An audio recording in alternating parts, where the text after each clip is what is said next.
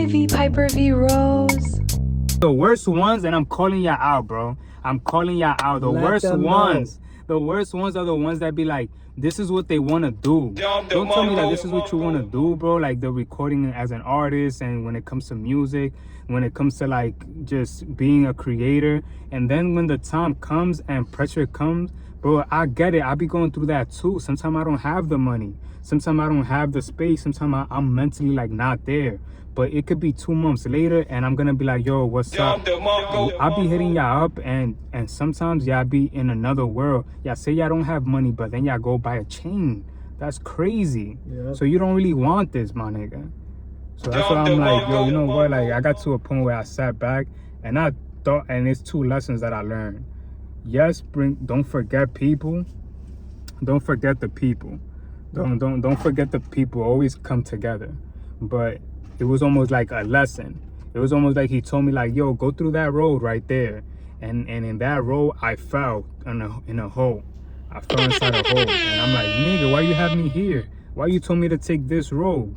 And I realized that it was for me to like be by myself, so isolated that I had no other choice. The mind should the only reason why I realized I had no other choice to be strong to myself is because all my close friends, even my family, told me no. Like they said, like it was a straight no. It wasn't like, yo, I don't do it. And then there's some that said, there were some that were like, oh yeah, like yeah, of course, like I'll do it. And then like when you tell them like about the day, okay, let's do this. Okay, yo, this is gonna take $10. This is gonna take $30.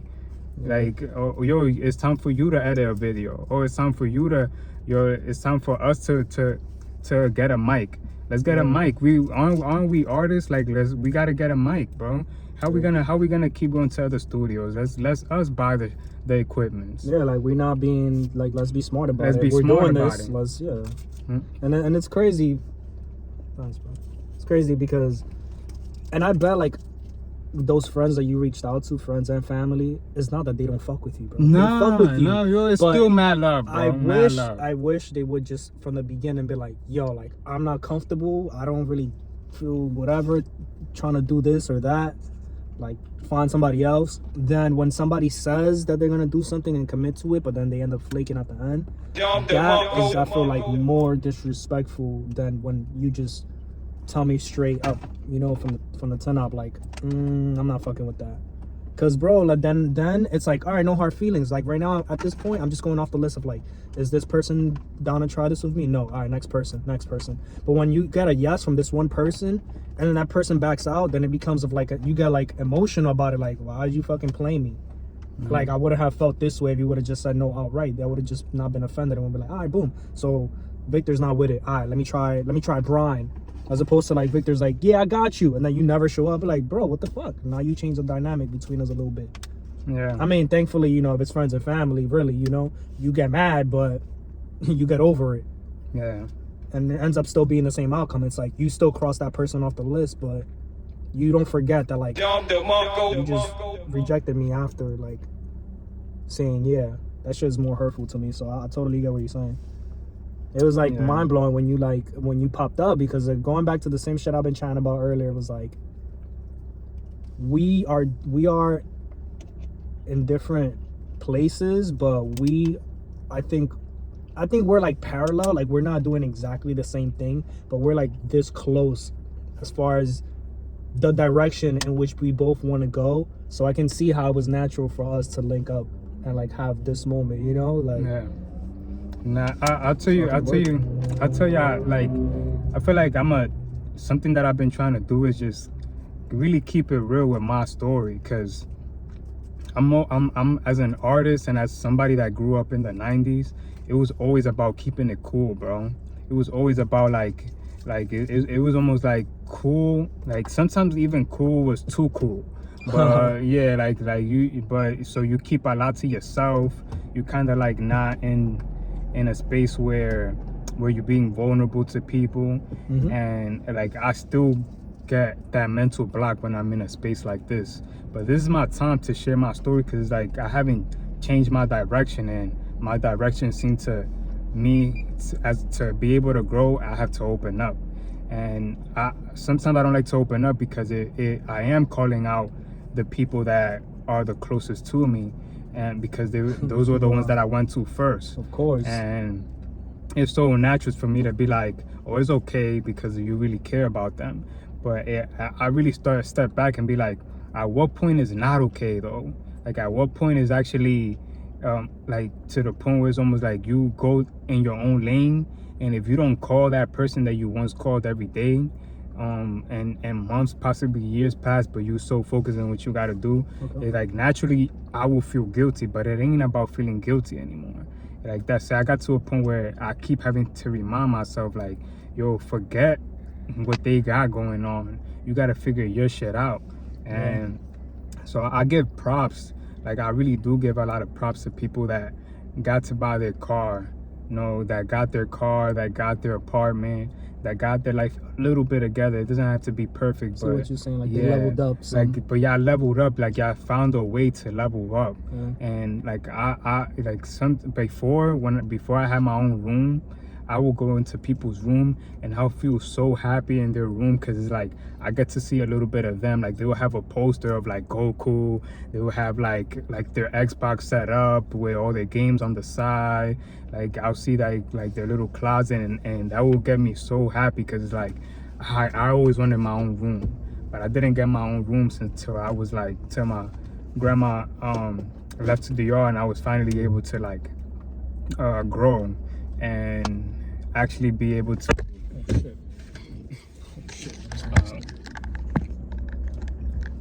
I was trying to move you because you had like glare oh, okay.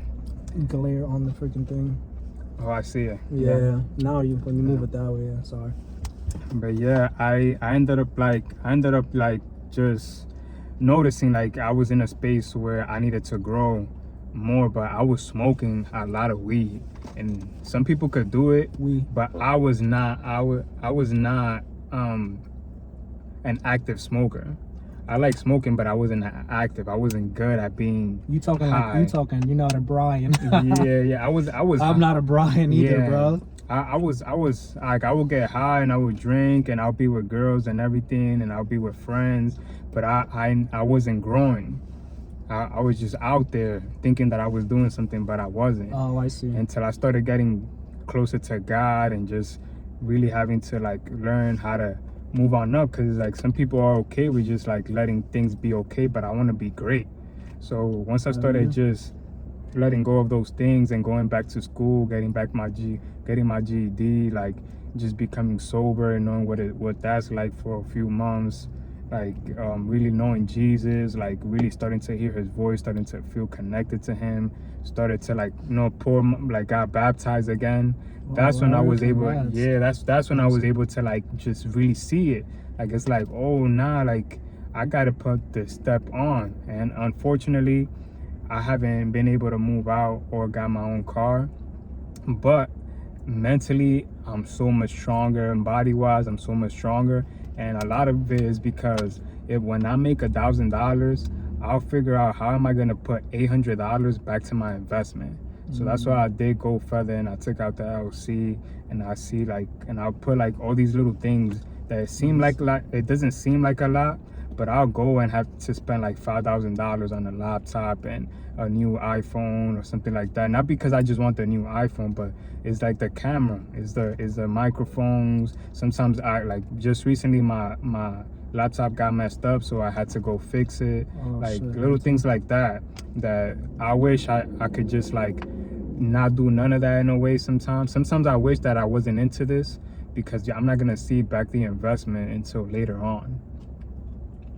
Well, that's what you gotta do. You gotta fucking put in work to get out results. Yeah. But you sound like you have a sound mind about it all, to be honest. I can see the change. Even from when I first met you, like when we were young and shit in school, you know.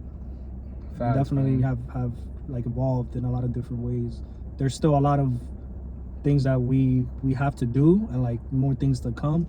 Yeah. But just if we're taking action at the end of the day, and like you said, the mind shift change, and like the mental health part, that was like, I can see the difference of like, old gold feather versus like Vpiper Vrose type shit like now, you know? Yeah, nah, cause if sometimes I really think about it, and it's like me talking now made me realize like I thought I wasn't moving up, cause I'm like, damn, like what the heck, but I did move up. I moved up spiritually. Like I moved up in a way to I connect with myself in a better way. So what I'm striving for is like, you know, something that I like to say. J. Cole said, he said, you know, you fuck with small town niggas, I got bigger dreams. And like it's because I'm going for something big.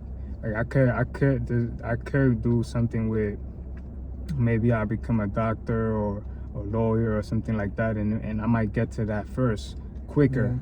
But because I want something that's so huge, like I want people to know me for I want to just do my art and my creativity, and however that comes.